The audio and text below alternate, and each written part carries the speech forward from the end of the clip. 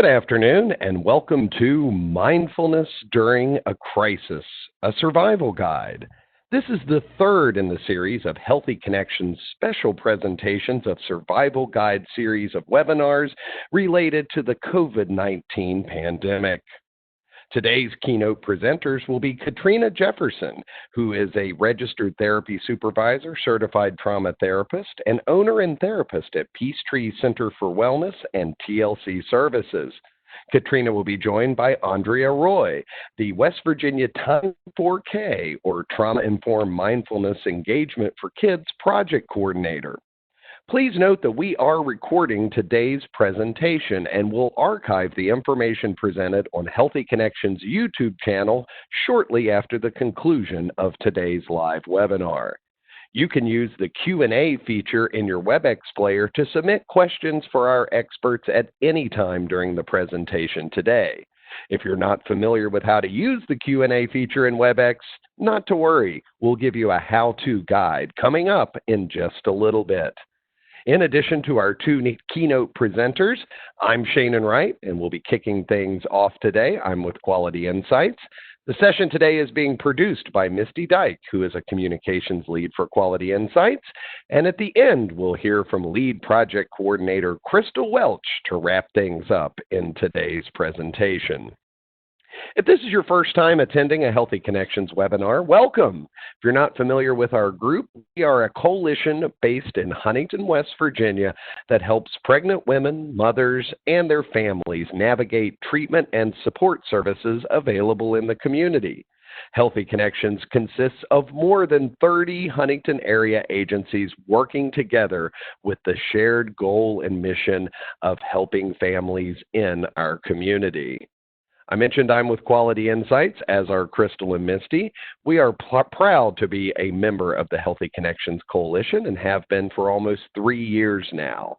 If you're not familiar with Quality Insights, we're one of the largest nonprofit organizations devoted to improving healthcare quality in the United States. We're based in Charleston, West Virginia, and use data and community solutions to achieve the goals of better care, smarter spending, and healthier people. Our 300-plus employees have a diverse and wide range of experience, including social media, social marketing, and more, just like today's webinar presentation. For Healthy Connections, we specifically provide marketing, branding, website services, partnership coordination, resource creation, earned media, advertising, and webinar production. And it's our great pleasure to help Healthy Connections. The first of our two keynote presenters is Katrina Jefferson. You see pictured on the screen here. Katrina is a registered play therapist. She's also a certified trauma therapist. We mentioned before she's the owner and a therapist for Peachtree Center for Wellness in Huntington, West Virginia with TLC Services. She also serves as a field instructor for Marshall University, is a member of the Adverse Childhood Experiences, or ACE Coalition, and is a trainer of trauma-informed and mindfulness practices for teachers and students statewide across West Virginia. Katrina's passion is working with children and families and helping people to overcome trauma and move forward in their lives. Our second keynote presenter today is Andrea Roy. She's the project coordinator of the Trauma-Informed Mindfulness Engagement for Kids, or Time 4K program, a role that combines her passion for mind-body awareness with her desire to improve West Virginia's future. Andrea's experience in the nonprofit sector includes multiple roles at Fountain House, a renowned mental health organization in New York City. As a direct service provider, she designed a Ford Foundation-funded pilot study to assess and aid adult learners living with serious mental illness and learning differences. She later served as the organization's first communications director and as the program chair for its annual multi-million-dollar fundraising luncheon. Upon returning to Huntington, West Virginia in 2014, Andrea joined the United Way of the River Cities as Director of Community Impact, which gave her an appreciation for the region's challenges as well as the community's willingness to pull together and address them. With that, it's my great pleasure to turn things over today to Andrea to begin our keynote presentation. Andrea?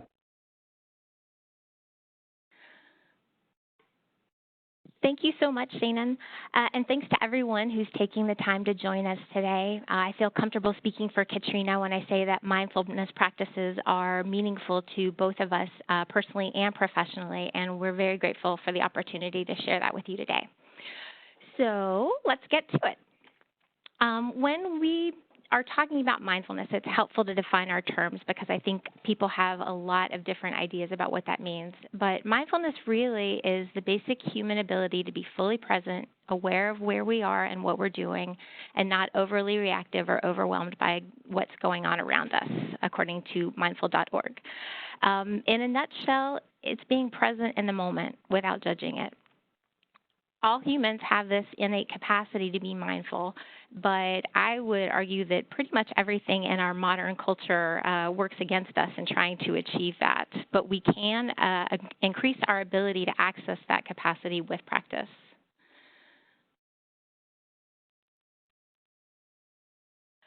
Mindfulness is secular. Certainly there are religious traditions that make more use of techniques like meditation, but the mindfulness that Time for K does in the schools, and I know everything we're going to talk about today is not affiliated with any particular religious belief. And it's also evidence-based. There's a growing body of scientific research that demonstrates its many benefits, benefits like stress reduction, improved concentration, better emotional regulation, and better interpersonal skills. And I think particularly that advances in brain imaging in recent years have been helpful in demonstrating these benefits from a scientific perspective. So when we're talking about mindfulness practices, we are talking about things that you might typically think of, things like meditation, guided imagery, breathing techniques, movement like Tai Chi or yoga. I think those are all examples we could sort of pull out of our hats.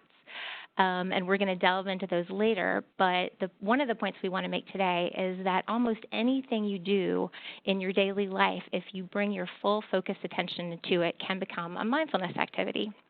Things like taking a walk, chopping vegetables for your dinner, mindful eating, we'll talk about that later, cleaning up toys with your child, spending time with our pets. How often do we just run by them and give them a little scratch? Really taking the time to focus on them and appreciate them with all of our senses. And almost anything that you do with your attention focused on it can be a mindfulness activity that helps you develop your concentration and be present in the moment. And I will turn it over to Katrina to talk about how it works to reduce stress. Thank you so much, Andrea. I'm glad to offer my time for everyone today to learn some ways that also mindfulness can help with us, our children, and our families, because we are all struggling right now with this new situation that we're dealing with. So mindfulness can help us to actually navigate the stress that we're feeling, and so it is hoped that we can share some of that with you today. So we have 9 ways that mindfulness can work to help reduce stress, and so they're listed here. You become more aware of your thoughts. You don't have to follow your thoughts and feelings if you can develop a mindful practice, because generally when we follow our thoughts and feelings, it's a stress response, and it is initiated because something inside of us is setting off an alarm. And so we have to look at, what do we do? Do we follow that alarm? And yes, there are times that we should. However, we need that moment to be able to decide, do I need to follow that alarm, or is that alarm going off because it was accidentally triggered by something else? So we have that opportunity when we practice mindfulness to decide, what do we want to do with that alarm? So it gives us that time, that moment to decide how to handle our stress response rather than it being something that is an automated response. So it gives us that time to be aware of our thoughts. And that also explains why you don't have to immediately react to the situation. You can decide, okay, there is a situation. It gives you that moment of time to decide there is a situation. I don't have to immediately react to it. I can actually look at it and assess it and decide what maybe it needs next. instead of having a momentary knee-jerk reaction. This gives you that opportunity to think what you could mindfully do. Also, mindfulness switches on your being mode of mind. Often we are living in a world where we are doing so much, and all of that doing becomes almost automatic. If you can, like I have driven, I can imagine others may have felt this way too. You've got your mind on something else, and you're driving, and you suddenly miss the exit that you were supposed to get off of. Because we aren't mindful on what we're doing, we were being thoughtful about something else. So we just kind of get into this automatic doing things. So mindfulness gives us the opportunity to be in the moment, actually doing what we need to be doing without multitasking our brain into other areas. And so when we can concentrate our mind on that, that gives us the opportunity to make a mindful decision instead of a reactionary type of one. So another one is you are more aware of the sensitivity and what's going on. You're more sensitive to the needs of your body because you are more paying attention. You are able to pay attention. You're slowing down the doing of things so that you can actually feel what's going on in your body. You can feel your breath. You can feel the movements of those types of things, and you're actually more aware of what's going on in your body. So you're also more aware, because you've been able to slow down, of the emotions of others. And right now, during this time when everyone is feeling so tense and nervous and maybe even angry because we're trapped often, or we may feel that way with the quarantine. So, as you calm down your body, your mind calms down, your breath calms down, and your brain calms down. So your emotional intelligence rises, and you're more aware of what's going on. So as that happens, you become more aware, but you also become more sensitive, of what's going on, and you're able to recognize that, the emotions of others, and possibly to respond with a little more compassion rather than a reaction. Okay, so next slide, please.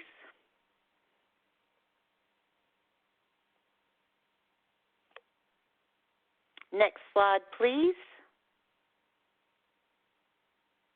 Oh, I think it already did it. Sorry. Your level of compassion and for yourself and others rises. It did it so quickly I didn't see it. And you know what? It also allows you to laugh at yourself because you're slowing down enough that you can actually recognize, none of us are perfect. And so you can right here I'm having some compassion for myself because I wasn't noticing that the slide had already changed. And right there I can do that because I'm slowing down, and I don't have to react with a knee-jerk reaction of, oh, you didn't do it right.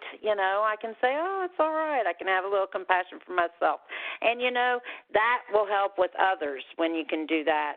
So then mindfulness practice reduces activity in the stress response part of your brain called the amygdala. So the amygdala is your fight, flight, freeze part of your brain. This is, oh my gosh, we are such magnificent beings that we have been wired so well that we actually have a part of our brain that is just meant for our safety. If it feels threatened or scared, then it just sends you straight into fight, flight, freeze, which is good in some ways, except now we are living in a time, and certainly with this pandemic, where we're often feeling threatened and we're really scared all the time. So the problem is that causes our body to go through stress response.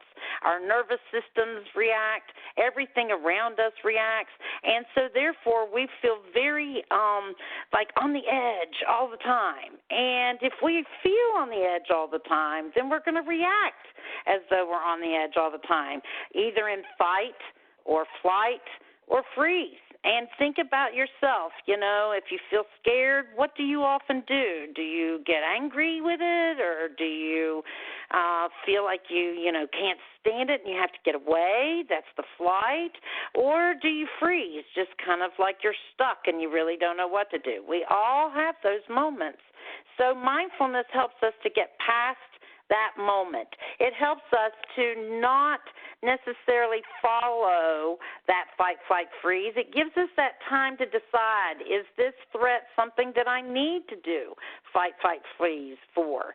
So then it gives you the opportunity to be able to discern, okay, now I don't have to be triggered by this, so then now I'm better able to focus on what happens next, on what I need to do.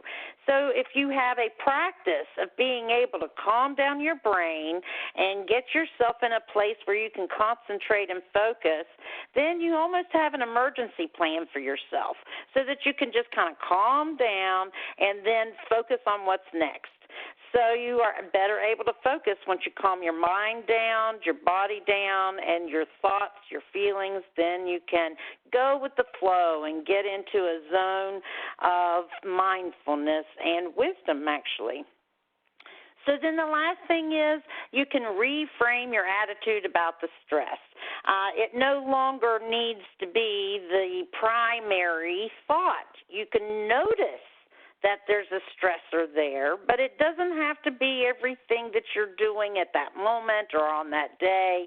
It can be something that needs to be addressed, and it may, that way you can think mindfully about it. You can actually, reframing is a word that is often used, so that's why it says on the slide, you can reframe your attitude about the stress because you can think about it differently.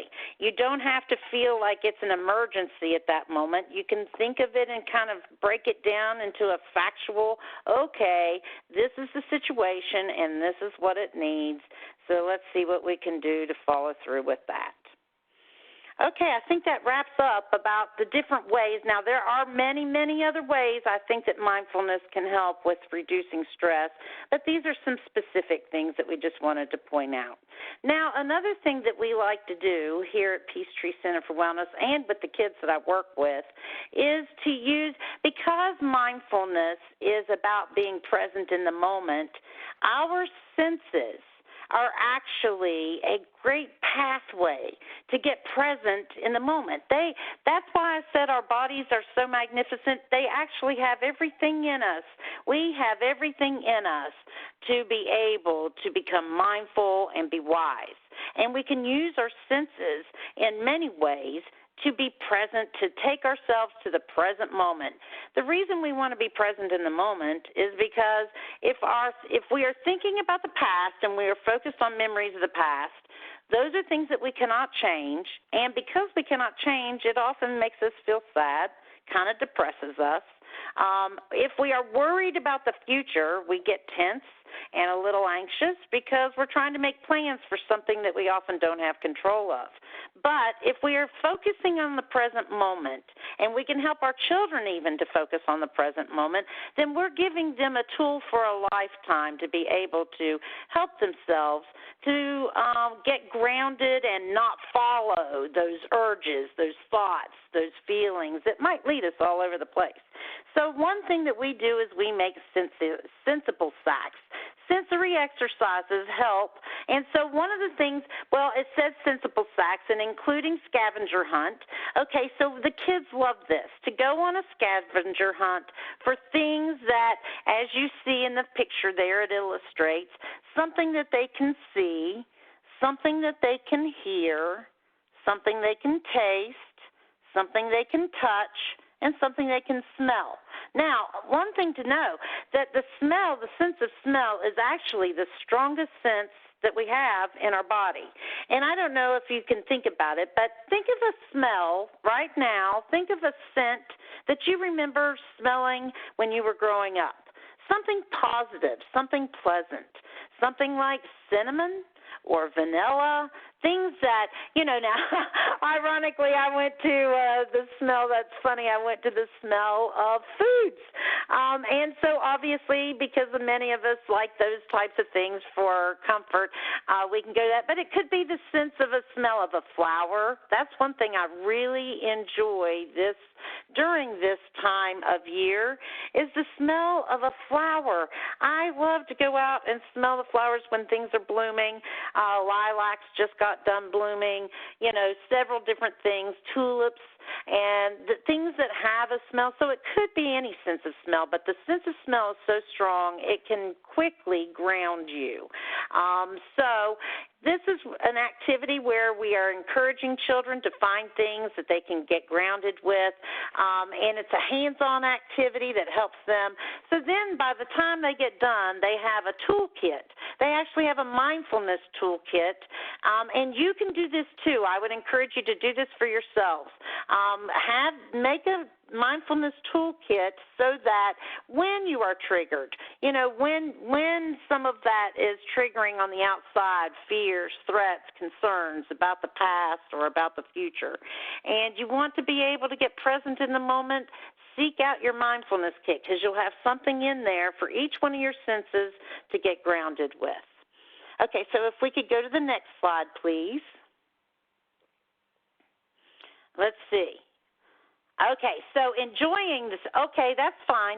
Enjoying the sensible sack means that we can take each one of those pieces and focus on that piece and use it in that moment to, get ourselves grounded. So we'll take the item that you picked that you could see.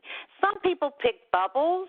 Some people pick kaleidoscopes. That's something that Andrea and we were able to do for some teachers. We were able to give them kaleidoscopes. But, anything that you can see, sometimes it's, like we said, it's a bubble. It could be a flower. It could be anything that catches your eye that makes you feel calm inside. So you want to take that, and then you want to focus on that, and then take a deep breath. And then blow it out.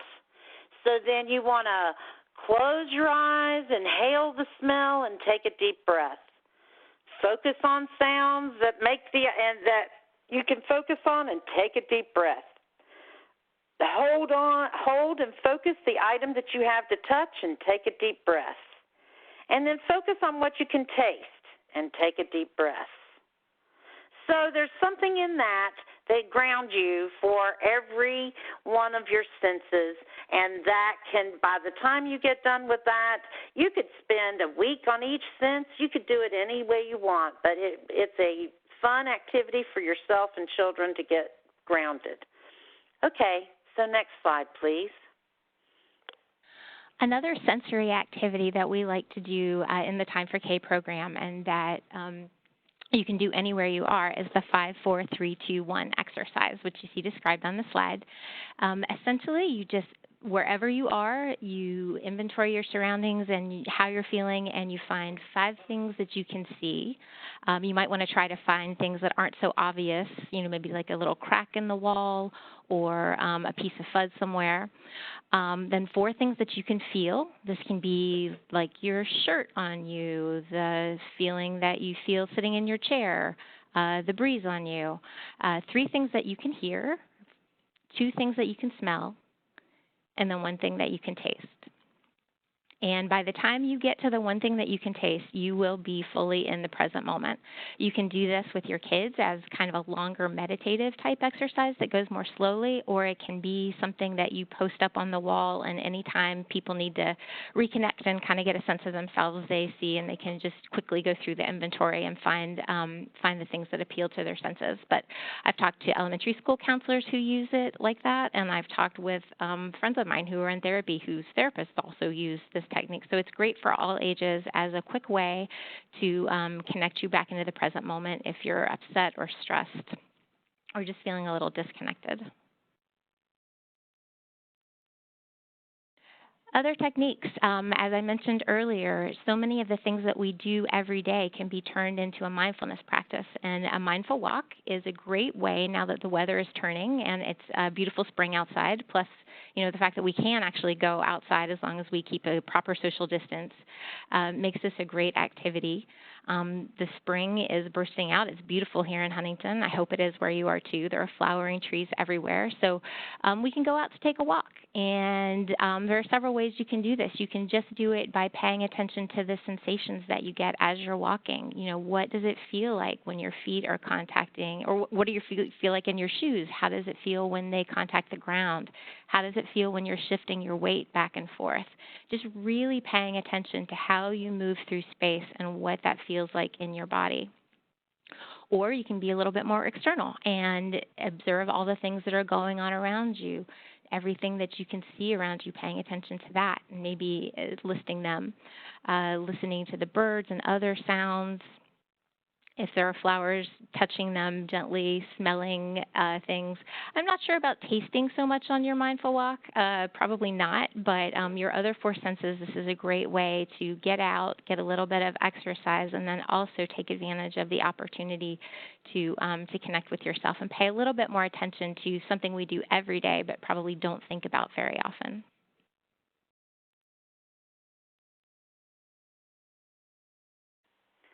Sorry for the pause. That happens because we are switching back and forth. But ironically, it has to do with also what we're hearing. So here we are talking about, mindfulness and using our senses to do so. So one of the things that we like to use here at Peachtree, it's called a singing bowl, because it's very, it's very calming to the ears generally, and so therefore it calms down that survival part of the brain that we were talking about earlier.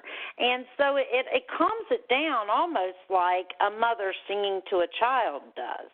And so that's why we need to find something that, is not an alarming thing to our system, but something that feels good. But you can find this on your phone. Many people have phones that they can find these types of tones and rings and bells and chimes. So I would like to play it, I guess, or ring the bell so that you can listen to it. The mindfulness practice here is to listen to the bell until it quits ringing. That's really not an easy task. You think it would be, but believe it or not, our mind is so busy, it's like a monkey jumping through the trees, and it wants to go through and capture all these different things. So in order to try and kind of pull it back down, we kind of have to help focus it. So having a practice that can do that will do that. So one of the practices could be the listening of a bell. So I'm going to ring the bell, and then I challenge you to try to listen to the bell until it is done ringing before your mind goes on to something else. Just do your best to breathe and listen to the bell. So I'm going to ring it, and I'm going to do it twice. First, I'm going to do it once, and then I'll do it again, just so we can practice it just for a moment. So here is the ringing of a bell.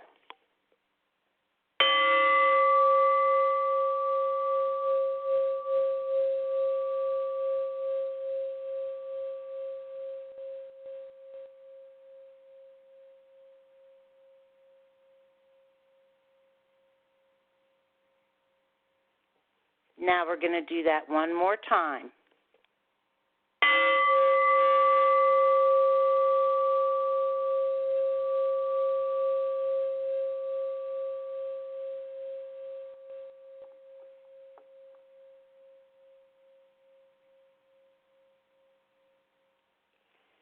And now that your mind has calmed down for just a moment, I want you to become aware of a sound around you that you can hear. Become aware of it and take a deep breath.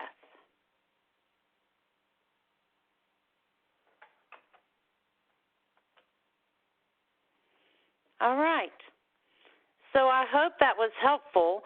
That was a little demonstration. We're trying to do a few demonstrations throughout our discussion today to share with folks so that you feel comfortable doing it at home or wherever you might be.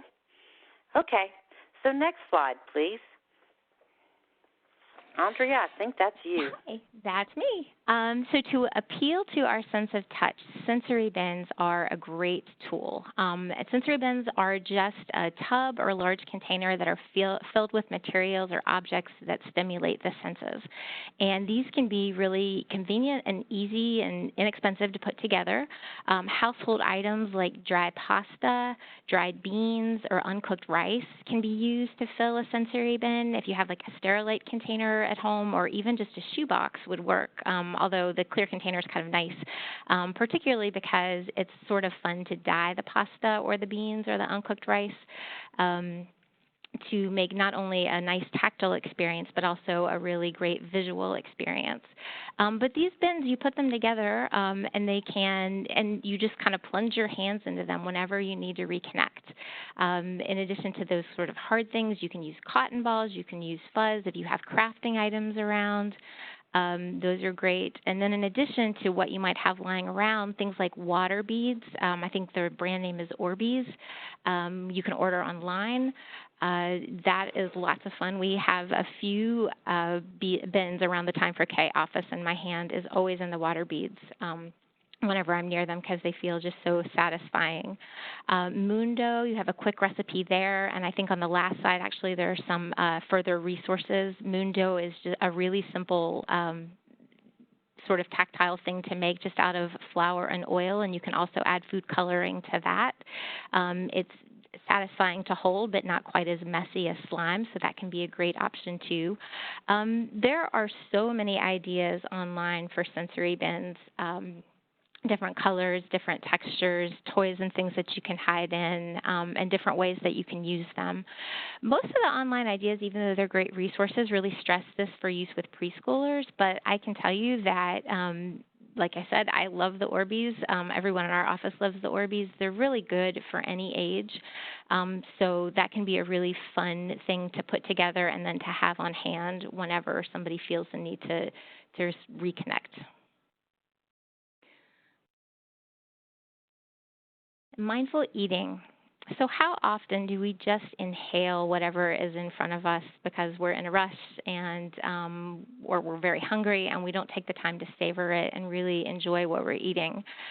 Maybe now that things are moving a little bit more slowly, people are slowing down and enjoying their food. But this mindful eating exercise can be a really fun way to sort of take that experience apart and just really experience it for what it is. So if you have a small piece of chocolate or another candy at home, you can also do this with a raisin, although I will say from experience it seems like raisins are a very divisive food object, so I don't know if your kids will eat raisins or not.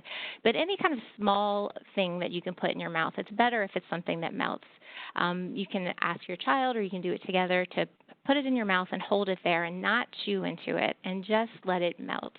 And as it melts, to really inhale and get an idea of what that is like and how, how our sense of smell connects with our sense of taste, to really taste and enjoy it, to try to describe maybe the texture or the feeling of it slipping down their throats. It's really, again, one of those everyday things that we do that really offers us a lot of opportunity to stop and kind of smell the roses or eat the chocolate, but we often don't take it. In addition to that exercise, there are several other ways that you can eat mindfully if you're just eating your meals. I've heard of people who, take a bite and put their fork down until they finish chewing it.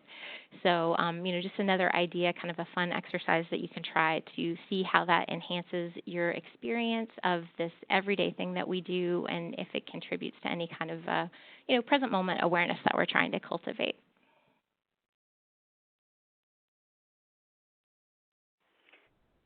Okay, so that brings us to the breathing exercises portion.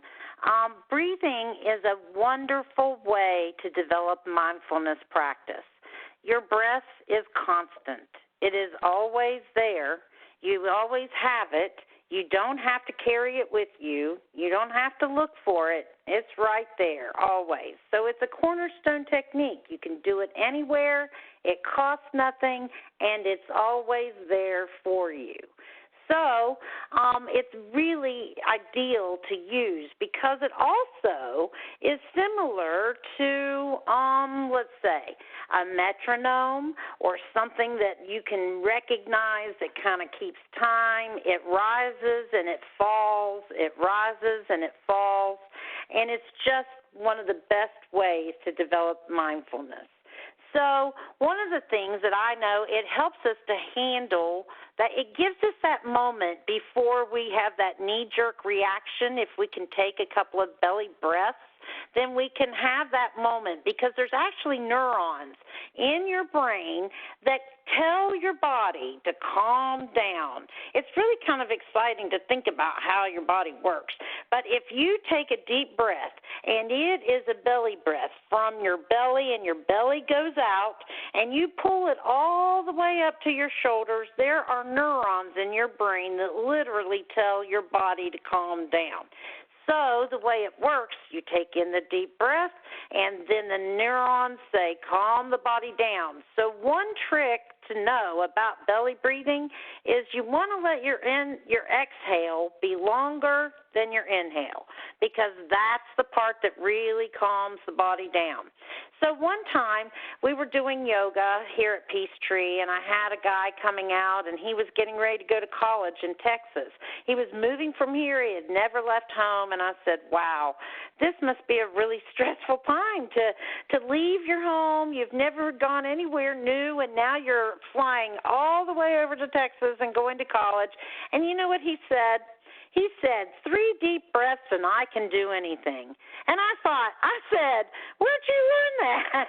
And he said, my mother. And I thought, oh my gosh, I wish I'd have taught that to my children, because what she taught him and what we are learning is, if we can do that, if we can take those 3 deep breaths, and if we can build a path in our brain to calm ourselves down, we really can handle adversities such as this pandemic and the things that are going on around us. We really just have to train ourselves to do it. And so that's what we're doing when we're doing some belly breathing. We're teaching ourselves how to regulate our thoughts, our emotions, and our bodies. So we want to do that a little bit here. We want to practice that, and we're going to do some meditation exercise later on, but I'd like to just take a minute to do some deep breathing. Now, you'll see on this slide there are some tips about breathing that we've given you that you can help with the kids. Blowing on pinwheels, blowing bubbles. And, these are also things that you could put into those sensible sacks.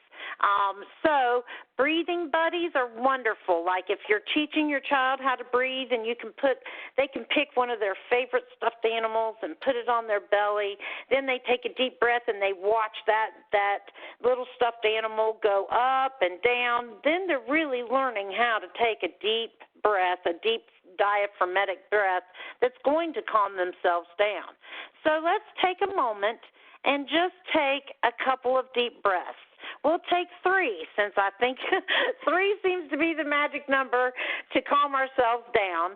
So I want you to take a moment. I want you to put your hands on your belly, and I want you to just take a deep breath and let that come out.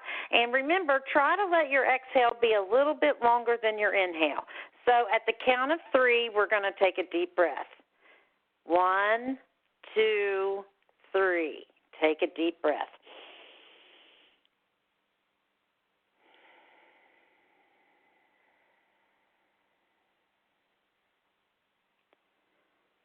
Now we're going to take another one. 1, 2, 3.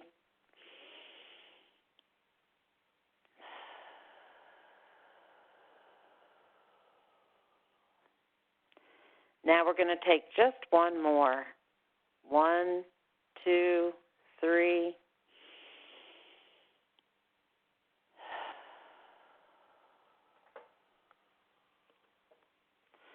Now I want you to check in. I want you to see how your heart feels, how your head feels, how your body feels. It feels much more peaceful and ready to handle what's next. And if it doesn't, then you just do it again. It's you rinse and repeat. And you will eventually get there, because scientific research shows you doing this will absolutely calm your body down. It's not just a myth, it's the truth. Okay, so next slide, please. Okay, so one of the things that you can do, and we just did some belly breathing to show you. Also, I wanted to mention another thing that's really fun is if you look up YouTube Elmo belly breathing. It is so much fun. Sesame Street had a beat on this long before we all were thinking about it, I think. And so Elmo put out a little video it's a song about belly breathing that teaches kids about belly breathing and the importance of it. So I think it's a lot of fun to do for you and the family. So another exercise is the 4-7-8 breathing.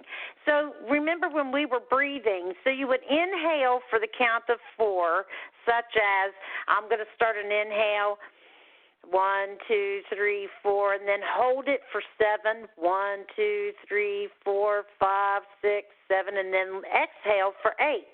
Let it out, 1, 2, 3, 4, 5, 6, 7, 8. So you see the exhale there is longer than the inhale. That's because it calms the body down more. Now this is very, very effective if you're feeling anxious. If you feel anxious or nervous, learn how to do this breathing exercise. It helps to get you grounded very quickly and without hyperventilating. And so then that way you can actually calm down. Because if you notice, when you're upset, your breathing is very shallow. It turns into this shallow business that also almost leads to hyperventilation. So you don't want to do that. You want to teach yourself to calm down. Okay, so next slide, please. Thank you. And here's another wonderful exercise to do with the children. Okay, it's 4-finger mantra breathing. And so you can see on the slide, and I think there's an attachment as well that you can get so you can see it a little bit larger. But it works so well to combine the thought, the feeling, and the breath work. It's actually the most holistic exercise that you can do that is very mindful, and you're teaching yourself and others how to do it.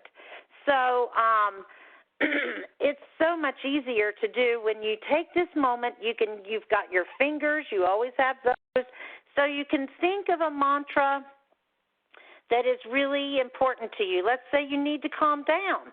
And so you take your thumb and you touch your thumb to your first finger and then to your second finger, your ring finger, and then your pinky.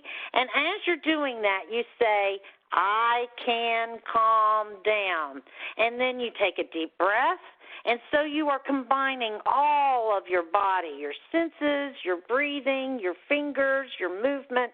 And so it's a really holistic experience to help calm down.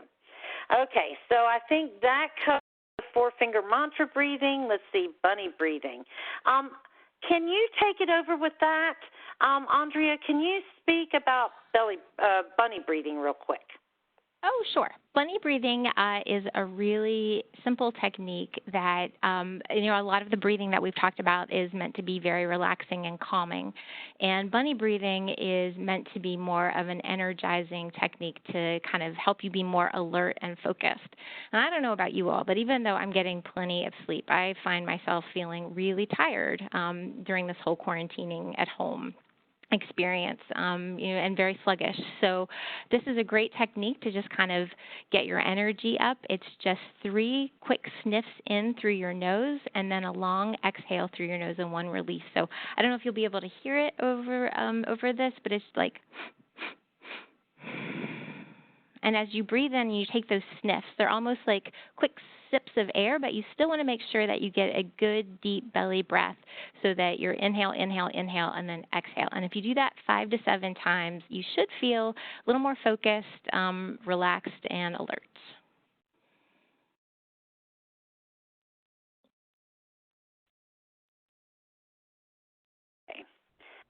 Okay, so now we're going into meditation. Meditation, breathing exercises and meditation are so closely related because they combine with one another. They kind of overcross. And that way, because the breathing is always with you and it is always constant, it may change the way, if you're breathing shallowly or if you're breathing deeply, but it's always there. So you can always concentrate on the breathing, which is a meditation practice, concentration. So, as many practices entail sitting still, focusing your attention, being quiet, but it's not an easy practice, I can say. It's something you have to not allow yourself to judge yourself, because the issue is thoughts are going to arise, and they're supposed to. That's the way our mind works. So the answer to that is to allow those thoughts to arise, allow them and be aware of them, and be able to say, I understand you. You are there, and you will be there when I get done. But right now, I can let you go and be in the safety of this place to just take care of my breathing and my body. So that way we are not judging our thoughts, because if we judge them, they will continue to come right back over and over. We have to learn how to accept them and let them go. So the next slide, please. So a guided visualization is a very good way to do that. It prompts to help you imagine wonderful scenes. You can imagine a park where you can let everything go. You can imagine a vacation, a beach. I like to think, honestly, it helps me to feel like my feet are in the creek. So I think of that. Or I think of the ocean coming in and the tide coming in and touching my feet and then going out and taking everything with it, all the problems. We can think of all kinds of scenarios that we can do. Another type of one that we can do is a body scan and a progressive relaxation. Andrea, were you going to talk about that, or was that mine? Yeah, I can talk about that. Body scan and progressive relaxation.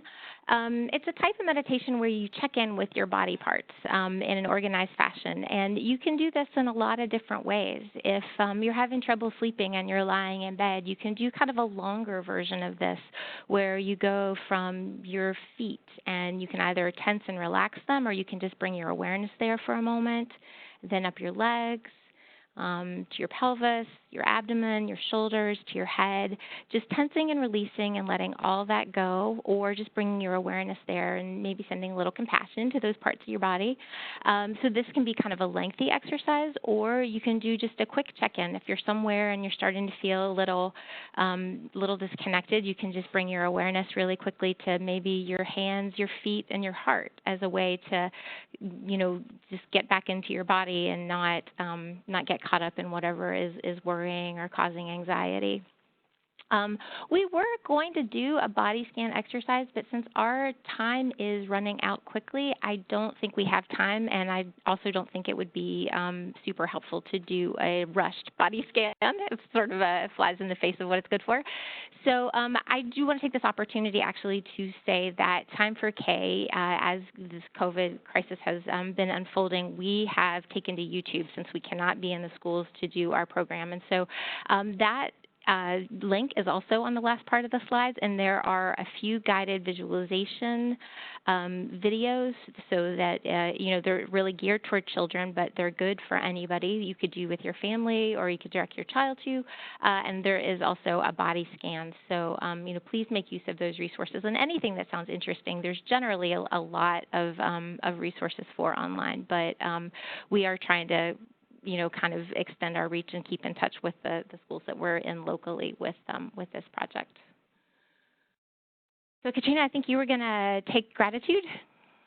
You're right. Okay, so gratitude practice is very powerful. The practice of gratitude is like taking dirty laundry and cleaning it. It actually allows you to exchange and reframe. Remember, we were talking about reframing whatever the situation that's creating stress. Well, a gratitude practice actually gives us an opportunity to do that, and it reframes our attention and our mind to focus on the things around us that are positive. So we can actually take a moment, if we can take a moment, even in the moment when we are feeling stressed and anxious, and we can find something that we can be grateful for. Sometimes I'm just so grateful just to have a hot shower. I love the fact that we have hot showers. We can be very grateful for that if we have that, because some people don't, but I'm just grateful for those things in my life that really help to lift me up. So we really have to list some of those things and have them ready, kind of like in a bank, so that there's different ways, and we have some practices here that some techniques that you can do with the kids. But during this challenging time, practicing gratitude can help us to be happier and much more optimistic, because we're refocusing our mind on something that we are grateful about. So there's some examples, listing people's pets, listing people, experiences, items, things that we are grateful for, everything that we can think of. Those are all going to be helpful to us to reframe our mind. So then there are some ideas. Thank you, Andrea. There are a gratitude jar, just having a jar where we can write them down, and then when we have a moment when we're feeling rough, we can pull them out, and we don't even have to think about it. It's just something we can pull out. And so that's fun for the kids, too. It's fun for everyone to do. So you can gratitude collage. That's another activity that you can cut and paste. Kids love cutting and pasting things that they're grateful for, and then they always have a visual of that they can see every day. Oh, I'm grateful for these things. Okay, so the next one. Thank you. A gratitude tree. Make your own gratitude tree with a small branch from outside, or paper towel rolls and construction paper on the wall. Be creative. Have some fun. There's no rules here. Once you've made your tree, cut colorful paper leaves of things that you're grateful for, and you can add those. Family members may take, they can make a tree blossom. Oh, that's great. Make the tree blossom over time by writing what they're grateful for on the leaves, and just imagine how that can grow with blossoms, with flowers, with leaves. I think that sounds like such a great idea. Okay, so now we're going to go into Lovingkindness Meditation.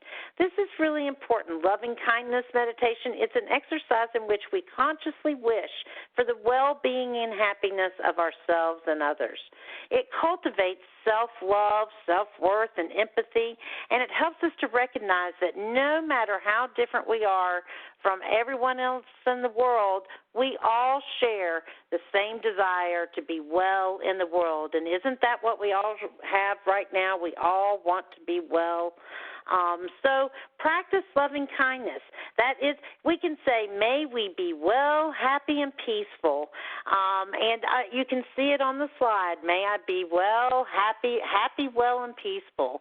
And extend those wishes. If you can imagine that to be a light in yourself, and then you say, may we be well, happy, and peaceful. And you can extend that from yourself to those around you in your home, to those in your community, to those in the state, to those in the country, the world, and the universe, the galaxy and the universe. We want everyone to be well, happy, and peaceful. And so by picturing that, we can actually add so much wonderful kindness, compassion into the world to everyone that needs it right now. Okay, so the next one then. Okay, so we have also inserted here, we knew we wouldn't have time for it because it's a 7-minute practice, but it's also another meditation to relieve yourself from stress. So if you follow that, that's going to be another way that you can actually, give yourself some stress relief in a very short amount of time. 7 minutes is a very short practice. If you think about 24 hours a day, you may feel stressed, but during this time, you may be be able to give yourself just a moment of self-care for 7 minutes. So it's there. She is showing you what it is.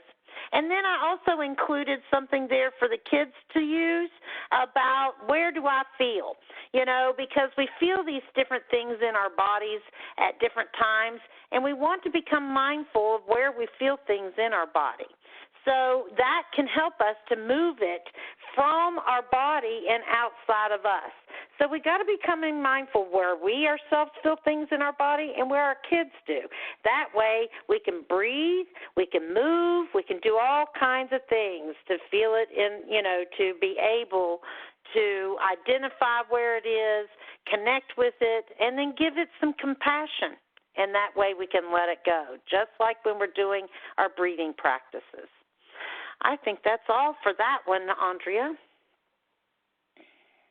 Yes, so building on that idea, building on that idea of body awareness, movement is so important to our physical and our emotional health. If you think about it, our emotions really are just energy that our brain creates, and movement can help shift and release that energy. Stress is an experience that we feel in our body. It happens to our body. And one of the most effective ways to combat it, especially for children who might not yet have the words or the facility to talk about it, is literally to use our bodies to shake it off. So we just put a few suggestions here of things you want to think about. Family dance routines. I don't know if this has shown up in any of your social media feeds, but the app TikTok has really a great source for family dance challenges. And, I think that this is great, actually, for families to do this because it gives your kids the opportunity to see you learning something new, which is something that I'm not sure that they always do. And it gives you a great opportunity to model that beginner's mind where if you're learning something together and it doesn't go perfectly, you can model, that things just don't always go perfectly, and we can just move on and accept that. Plus, research supports that synchronizing movement can enhance self-esteem and improve cooperation. So if you have an uncooperative crew, this can be a great way to kind of build camaraderie. Dance party. If you are not into the dance routine idea, depending on the age of your kids, of your children, kids love a dance party. You can just turn the music up and make up some moves, just dance that energy out. Yoga, I think, is probably one of the more well-known mindfulness interventions.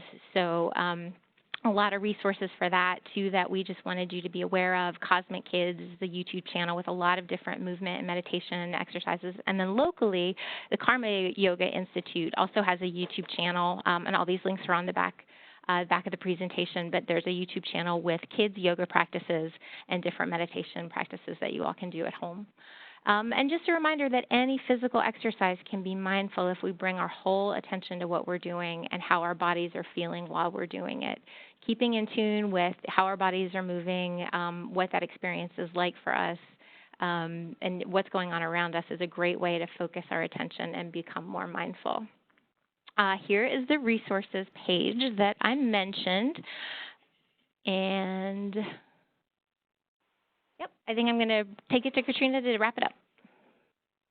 Okay, so folks, one of the things that we're experiencing right now during this pandemic and this time is a restriction from all of the activities, external activities that we always used to use to help to schedule our day, give us our routines, and actually just kind of move life from day to day.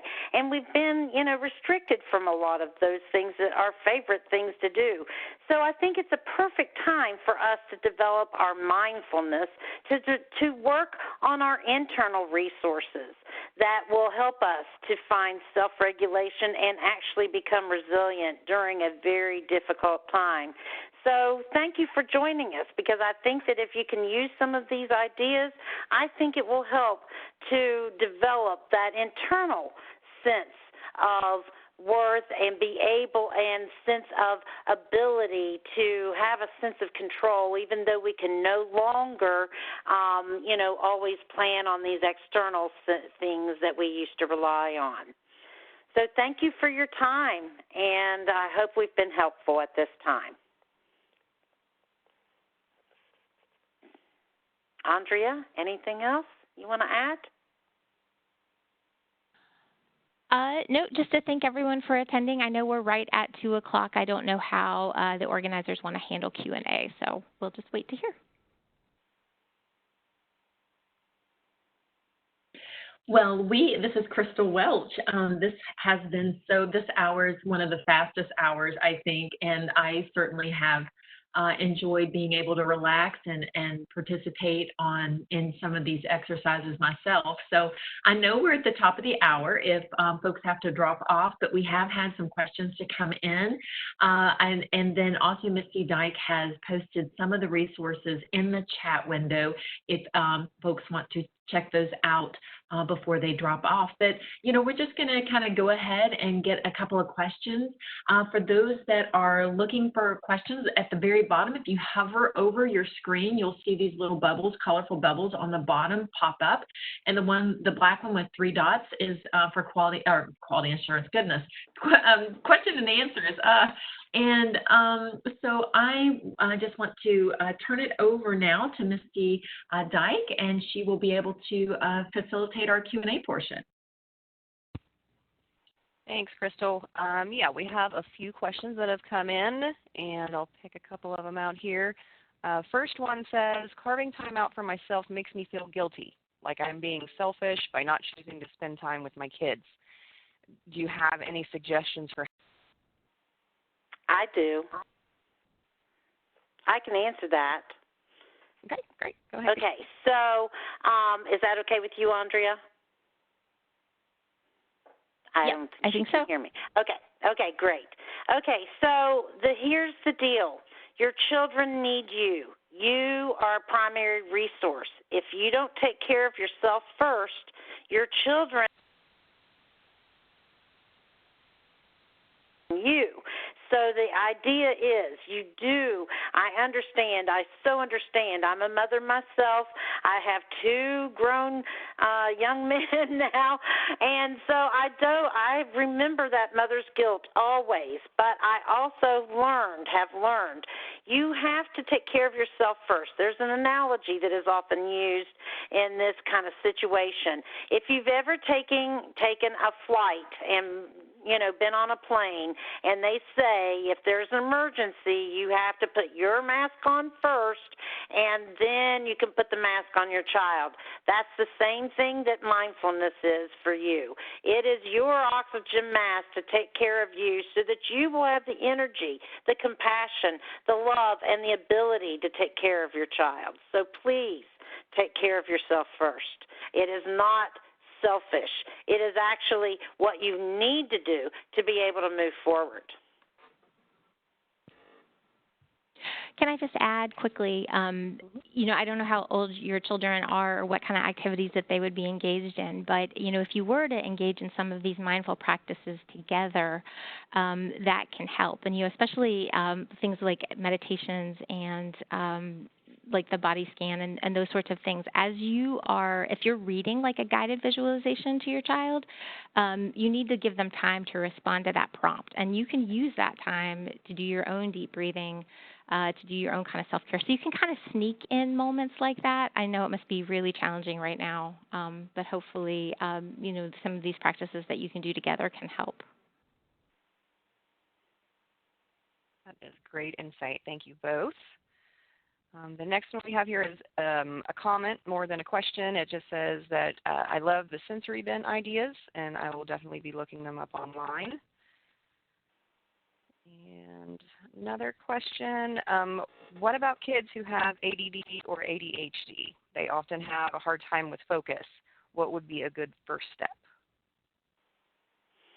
I can speak to that. Actually, I work with a lot of children that have ADD and ADHD, and shockingly, they really do like to meditate. They love that chiming of the bell. So this is what I would do. Give them the control of being able to chime the bell. They chime the bell, and then you have you could say, this is what we do. We say, may we be well, happy, and peaceful, and then we take a deep breath. And you know what? Just once doing that in an hour is you can bank those moments, believe it or not, and they actually help them over a period of time. So you may only get one of those moments in a period of time where you ring the bell, and they really are more engaged when you can actually have them do it. Like if they ring the bell, then they're more engaged in doing it. So you can do that type of thing. But just remember to chunk the practices down into smaller bites. And just be satisfied with the smaller bites, because even the smaller bites get the whole meal done. So just be okay with the small bites. And also, I think, it's appropriate sometimes to direct kids to movement exercises before they try any sort of, any kind of seated anything. In time for K, several of the kids that we serve also have issues like that. And I know that the grad students who work with them really have to do something to kind of run out a little bit of that energy before they can do anything else with them. You are so right, Andrea. That was right on. I forgot about that piece. But, yes, you have to get rid of that energy in the body, have to kind of move it out in order to calm down. So, yes, movement even can be a very mindful practice, just, getting it out. So good job. Thank you, Andrea, for reminding me of that. Thanks, Katrina. All right, one more comment here. This was an excellent presentation. I loved all the application-focused materials, so very helpful. And somebody's wanting to know if they can get a copy of the presentation. That the event is being recorded, and as soon as it's available, a link to the recording is going to be posted on the Healthy Connections website, and I've put the link to that page in the chat window. So you can get that there, and then also when we end the session today, you'll receive an email thanking you for attending, and the link to that webpage will be included in that email as well. So I believe that wraps up our Q&A session, and I'll turn it back over to you, Crystal. All right. Well, I know in the chat a couple of people said that they had to get on another call, but there were a lot of thank yous, a lot of accolades, and I concur. We'll look forward to using these techniques in our personal life and passing them on. And then you two are obviously some great resources for referrals as well. So to wrap things up, I just wanted to let everyone know. Let's see, Ms. Jenny, the next slide, I believe. That as soon as the webinar concludes, you will be immediately redirected to provide some input on a feedback form. So please let us know your thoughts. Oh, and this is the contact for Katrina, Andrea, and then Shannon Wright is also his contacts on there as well. So, please feel free to contact any one of the speakers from today's webinar, and then these will also be available, the emails as well. If you need, you can just send us a message. So with that, I will say thank you for attending. Thanks also to those listening by recording. We realize how busy schedules are, and those that are hanging in there, there's quite a few of us that are still even after the top of the hour. So thank you very much. We hope that you found this content to be very helpful. We certainly look forward to you joining us on future webinars for Healthy Connections. And then we're always willing to spotlight another community partner. So feel free to contact us as we continue to work with all points of connection in the Huntington area. This concludes our webinar. Have a pleasant day, and don't forget to complete the feedback form. Thank you very much. Goodbye.